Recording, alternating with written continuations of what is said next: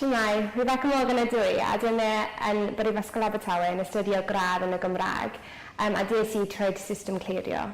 Aberystwyth oedd fy newis cyntaf I astudio Cymraeg, ond cwpl o wythnosau cyn diwedd canlyniadau, penderfynais nad oeddwn I eisiau mynd I Brifysgol Aberystwyth, oherwydd roedd yn rhy bell I ffyrdd o gartre. Felly penderfynais roedd yn eisiau mynd I Brifysgol Abertawe. Felly, ar ddiwrnod canlyniadau, fi wedi derbyn fy lle o Brifysgol Aberystwyth, ond penderfynais nad oeddwn I eisiau mynd yno. Felly, yn lwcus, roedd fy nghanlyniadau'n eitha dda. Felly, ffoniais Brifysgol Abertawe I ddweud a'i lle dy fi I astudio Gymraeg.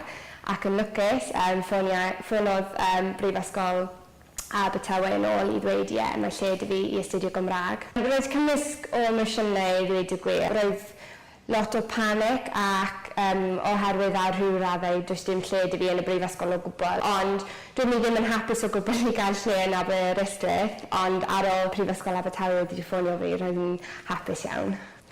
Dwi'n eisiau dod I Brifysgol Abertawe achos mae popeth am myfyrwyr.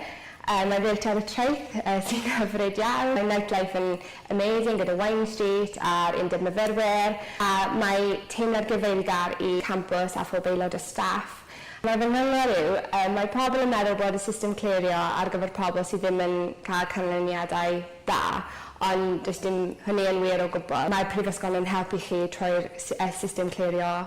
Pob lwc I unrhyw un sy'n cael eu canlyniadau lefel A blwyddyn yma, a fi'n gobeithio fi'n cwrdd â chi yn Brifysgol Abertawe.